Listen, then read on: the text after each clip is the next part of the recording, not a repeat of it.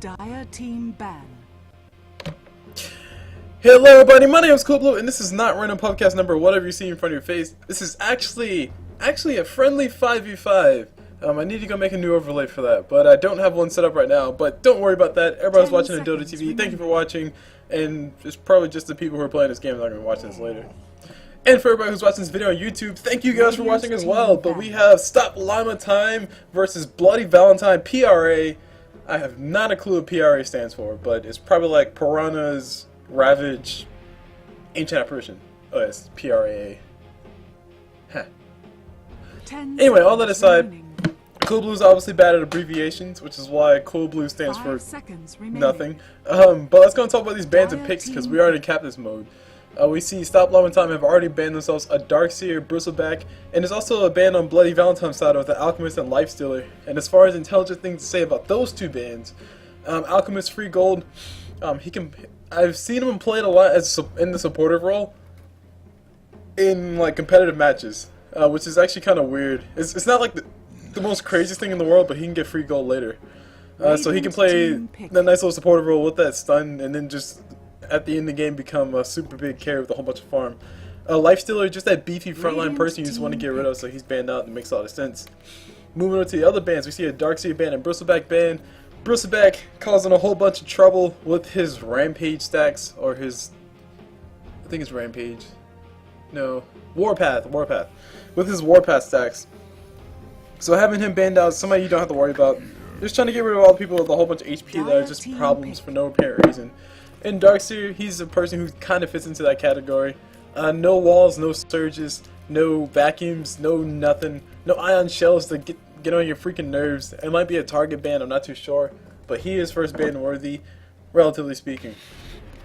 So for those wondering, oh man, it's all in the back. Anyway, don't worry about that. I had food I was going to try to sneak a few bites of, but it's all in a bag, and I don't want to open it because that'll sound obnoxious.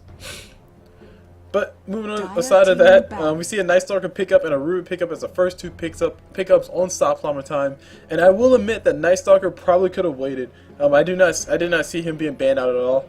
That kind of gives the hand of what STOPLlama Tiem want to go for, which is some really heavy aggression. They also picked up the Rubik on the backside of that, just to counter any big ults that might come out of Bloody Valentine, such as a Tidehunter or an Enigma or Earthshaker in this case. So that's a decent pick. Decent set of picks. Night Stalker could have waited. They could have gone for a bigger support, in my honest opinion. Moving on to Bloody Valentine's pickup. They picked up a Pudge first and an Earthshaker. Pudge, once again, probably could have waited. Earthshaker, yeah, I can see him being one of the first two picks. But there are much more important picks that you can pick up, such as your supports, or your other supports. And Bloody Valentine, they need at least one more support. Earthshaker can play himself a core role, which is, I don't know, it's awesome to see, but it's hard as heck to do. A carrier Earthshaker, it can happen, guys. It might happen. Probably won't. But fingers crossed, I'm hopeful.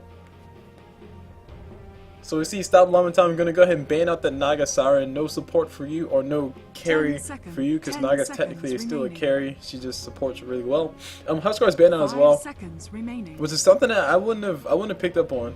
That high chance that that's a target ban as somebody who's really good at Huskar.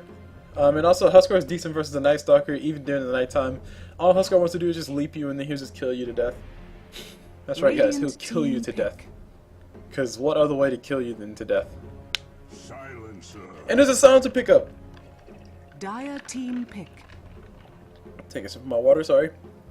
But a Silencer pickup makes me happy. That means we're going to see a whole bunch of free damage for no apparent reason.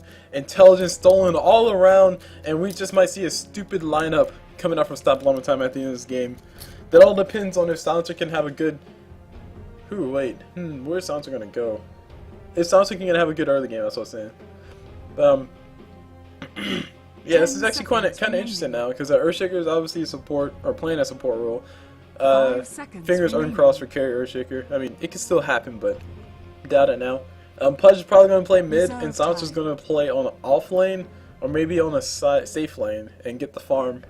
I've seen a safe lane Silencer before a few times, and It works out usually. Radiant team pick. But I'm really wondering if Bloody Valentine are gonna go ahead and push the Pudge to someone like the safe lane or the off lane, and possibly let Silencer run mid, and then have another person in another lane. And basically what that will lead them to is that will lead them to like a tricore type lineup versus this presumably gank heavy lineup coming out from STOPLlama Tiem, with the aggression coming out from Night Stalker at the nighttime, and also with Windrunner who can, I don't know, set up some nice shackles, TP in and do whatever he wants to do. And Rubik, of course, he can steal his big abilities and do stuff. But it really does depend on the next two picks that STOPLlama Tiem go for, if they're going to be going for some early game aggression. And we got a Lycan pickup coming out from Bloody Valentine, so far their cores are starting to show their face. We see Silencer and the Lycan so far. Lycan presumably going to be in the jungle. Silencer might be taking that safe lane farm along with his Earthshaker buddy, and there's going to be an offlaner in the source, or in the form of somebody.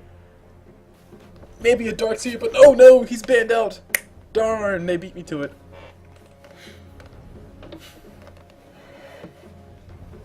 Ten seconds remaining.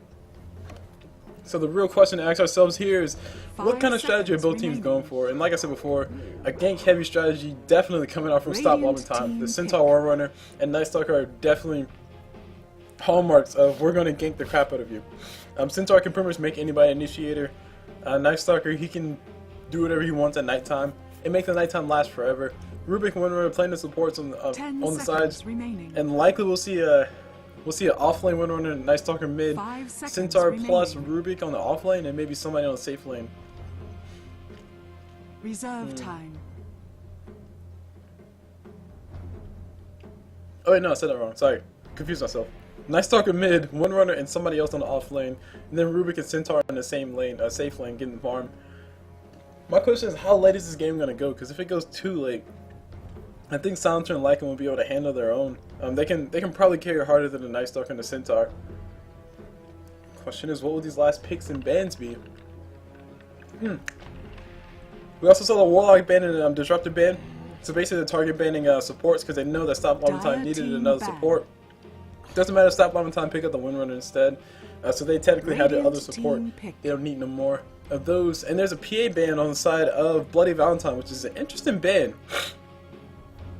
to say the least. PA can do quite a bit to follow whoever she wants. She can perma-dagger you to a certain extent and just outright kill people who have a whole bunch of HP. She gives 0 cares for how much HP you have once she has enough items to actually just crit you for, I don't know, just a casual 1,400 damage.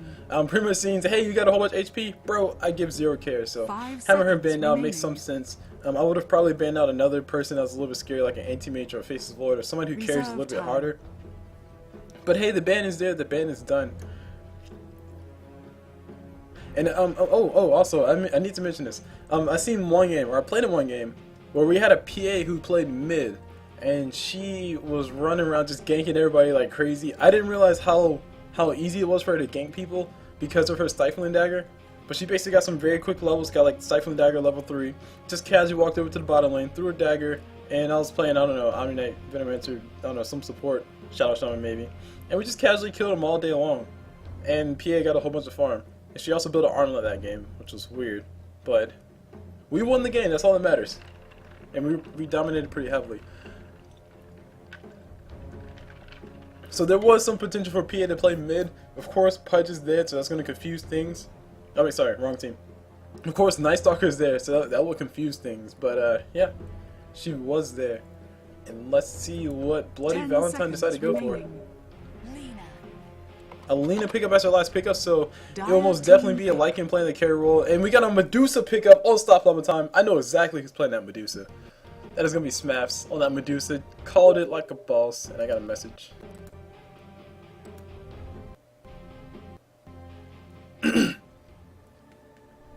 Okay, got a random message for somebody who's actually in the game. They're saying, it seems like Bloody is going late game. Prepare for battle. I think he's talking to the wrong person.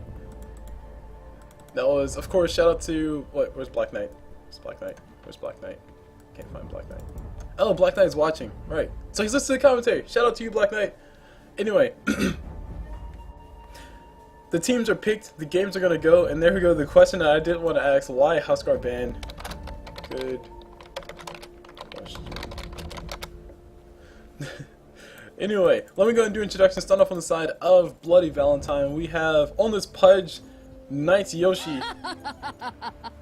We have Knight Yoshi on that Pudge. Moving over to Lena, we have Magician on her. Moving over to this Lycanthrope, who has old man hair right now. Got the full calm over going. We got Nathan 1, 2, 3, 4, 4, 5. Because 2 4s and 1 5 makes a whole entire different person. And on this Earthshaker with the awesome mask, we got JJ the DJ. Man, that's confusing to see. And on the silencer, who's actually a stand-in apparently, stand-in Ocular on that silencer. And it ends all the callouts that we see on the side of the Radiant. Now moving on to the dire side, what do we see? We see trees and stuff. On this Night Stalker, we see Dren!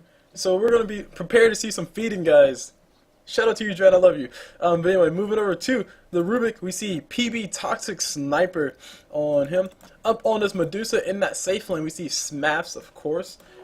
Always playing that Medusa. And on the Centaur Warm Runner, we see Business Cat Nyan Cat. Cat Nyan. I don't know, it feels weird saying it. Not saying Nyan Cat. It's like saying Cat Nyan. And on this Warm Runner, we see P. Sullivan 1515. There. That ends up all the callouts on the side of the map, or on all sides of the map. And actually down bottom we see some harassment damage coming from Silencer. So as far as the lanes go, we see Lycan, he's actually going to start in lane, probably going to transition to jungle once he gets his level 3 or so. Just get some easy levels in lane, and then transition to the jungle. It makes his jungle a little bit easier, because he'll be able to have his wolves actually do damage in the jungle when he has his Howl plus maybe a Feral Impulse. But yeah, down and bottom we got a Silencer Lycan versus a Windrunner Centaur Warrunner, so no shenanigans going on just yet. Mid, we got a Pudge versus a Wild Night Stalker appears. And down at top, or up at top, we see a Lena Earthshaker versus a Rubik Medusa. And this ought to be the safest lane, probably the most boringest lane in the world. Earthshaker and Lena can do some aggressive things, yes, but I don't foresee them actually killing anybody.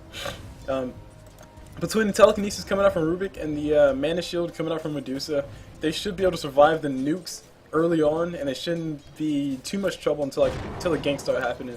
Once that first nighttime hits at 4 minutes. Actually, that's on the wrong side. That's on the wrong side.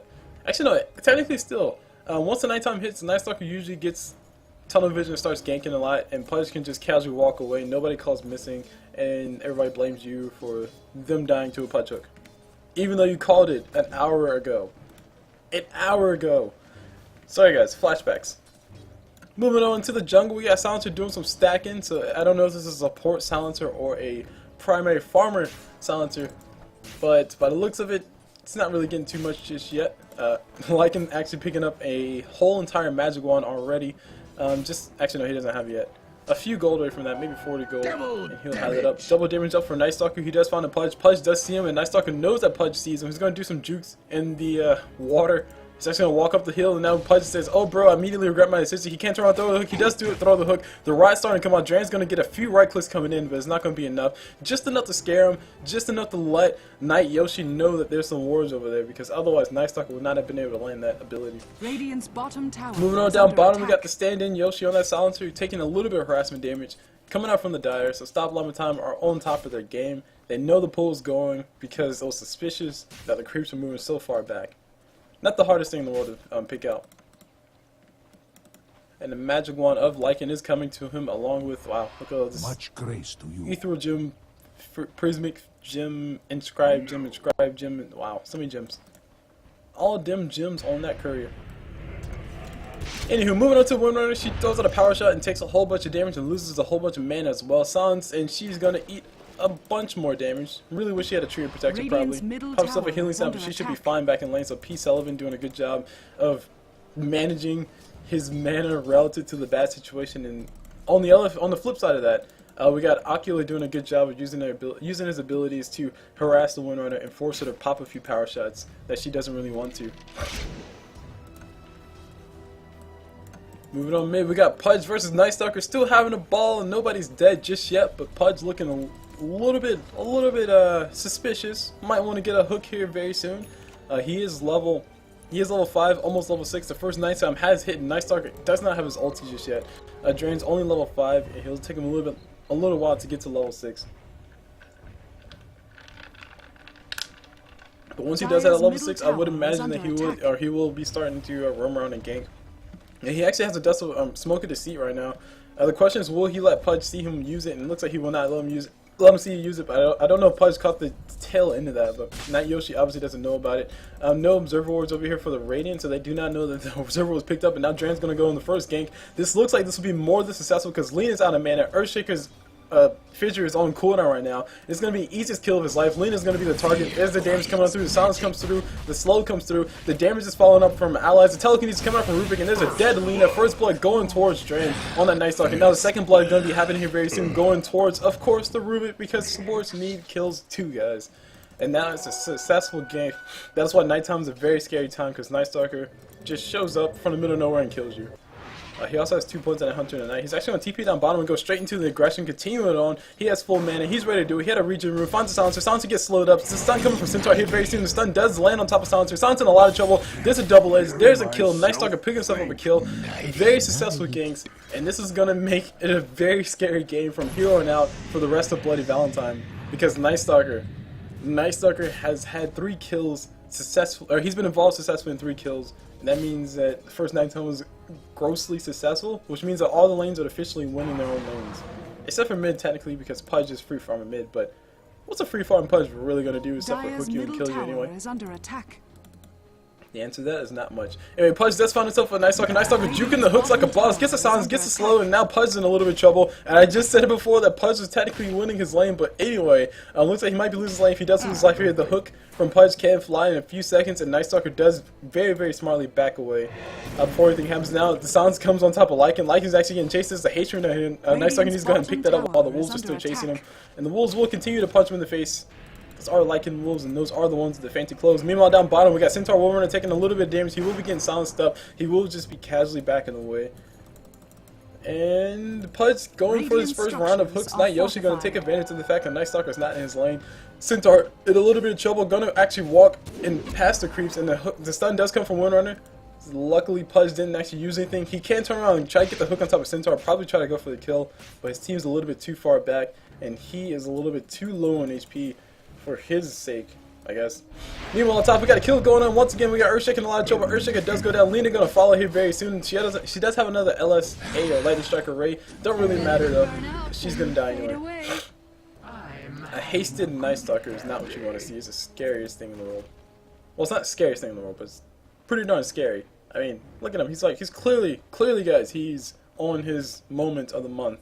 I'm not going to say what it is, but just saying. Look at that. It's like freaking out and everything. Anyway, down bottom, Silencer trying to make what he can of a bad situation, getting a little bit of chip damage on top of Windrunner. She's going to eat a whole bunch of damage. She shouldn't die from all of this, but it is a decent amount of damage, and she might be forced to go back to base and healing up.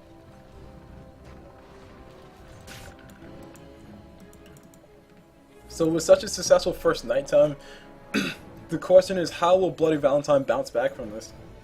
As far as how I see they can bounce back from this, it'll definitely have to come from the Pudge with his ganks.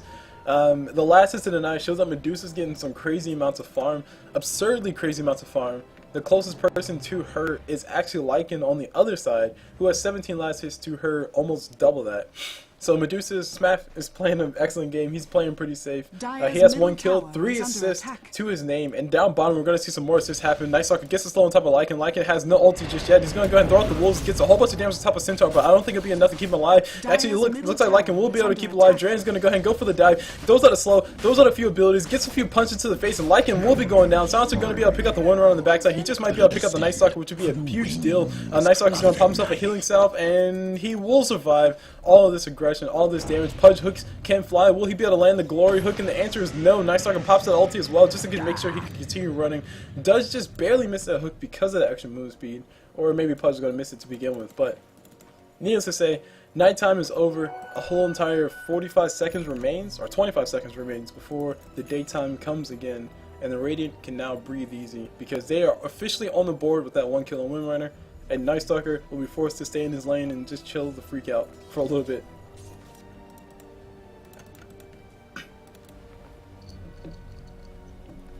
So taking a look at the items that we see on the map, we see Lycan's actually going for Vladimir's offering, so he is planning on going for Roshan soon.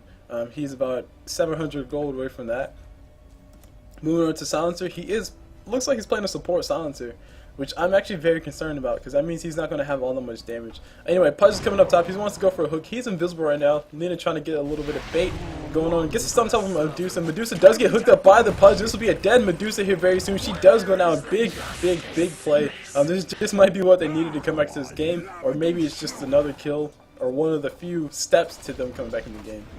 Maybe I'm over-exaggerating things, sure. But, come on guys, that's pretty exciting. Medusa got stunned and she died. Which means that that's the end of Smash's evil reign of farm and items and terror. It's also going to slow down whatever Medusa's going for, which it looks to be a Lincoln Sphere first.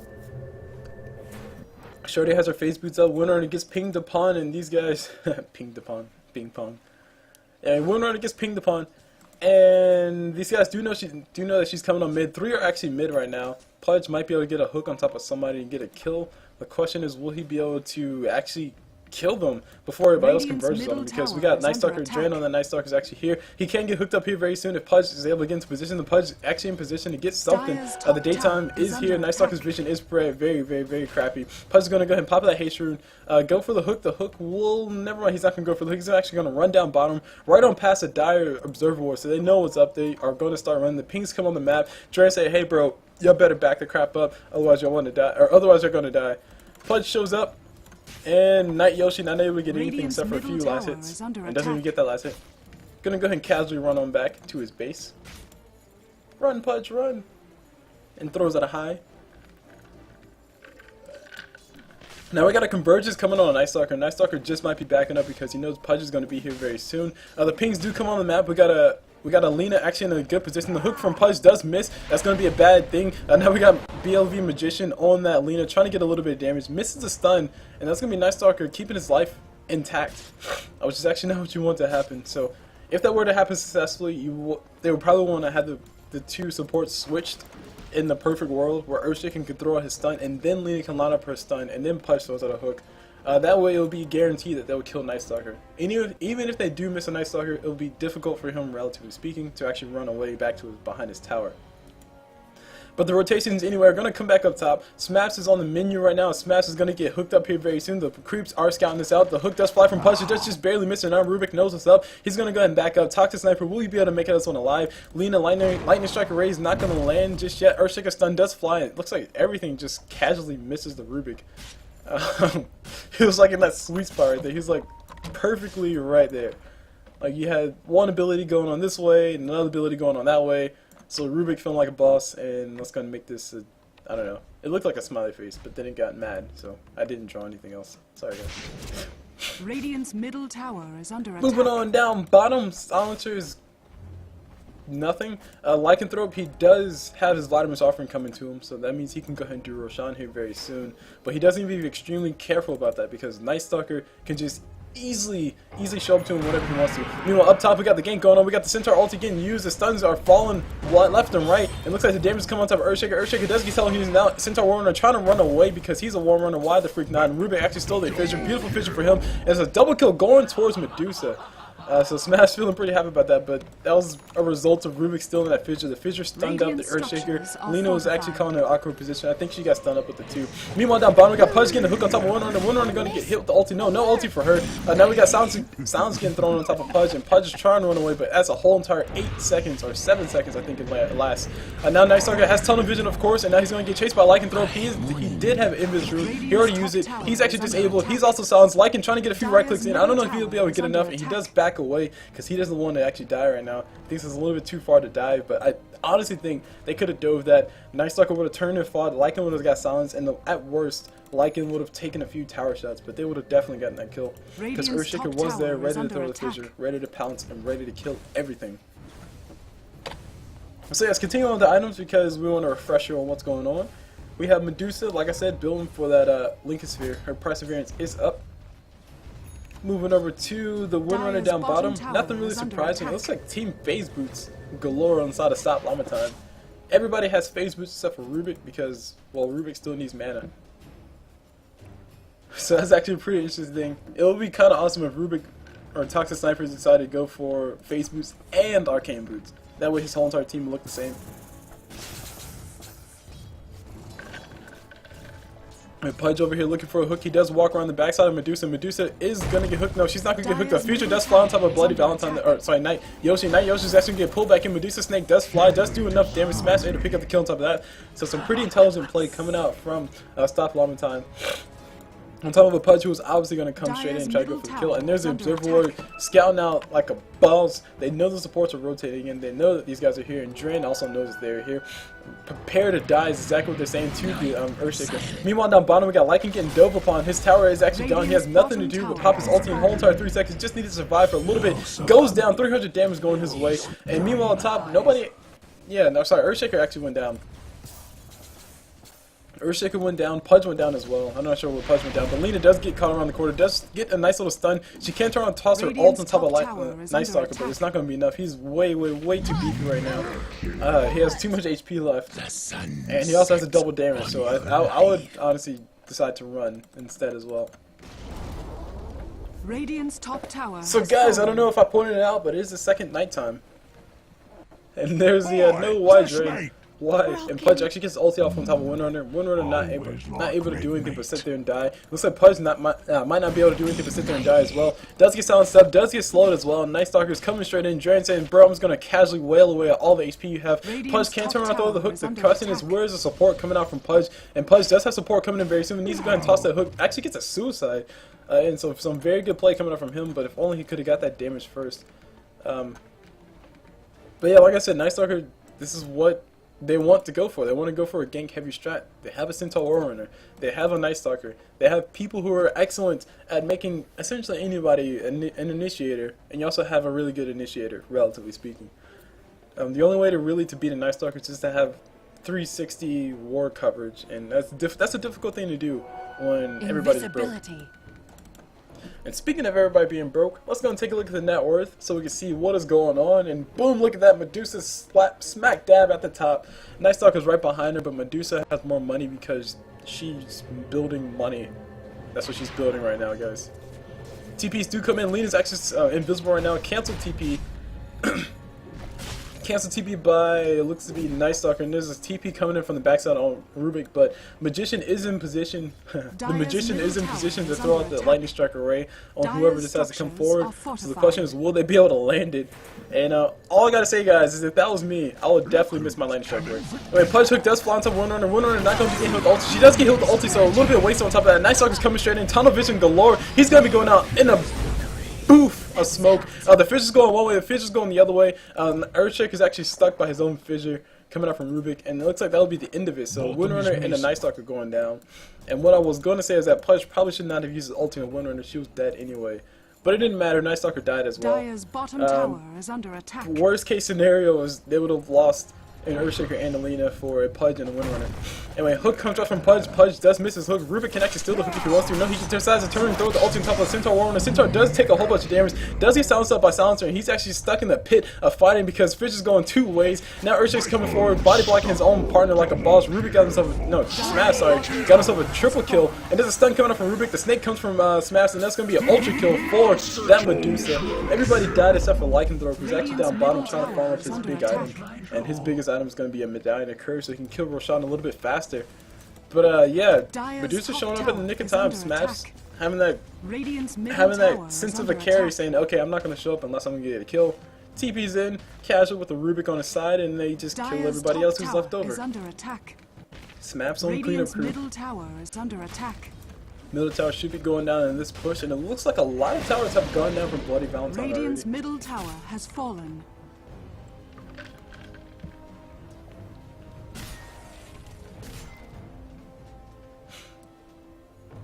Yes, guys, for the sake of a joke, I will say this. It may only be December, and it's definitely not February, but it's looking like a pretty bloody Valentine for these guys. No, okay, it wasn't funny, I agree.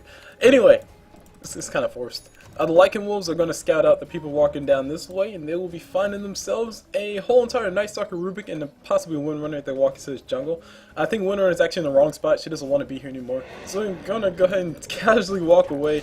Does not want. Actually shows up. The Drain does get hooked up by Pudge, and Pudge did not start his ulti. He's actually going to rout himself to death by looking at Windrunner and trying to get the kill on top of him. Does get the ulti up on top of Windrunner, but kills himself in the process.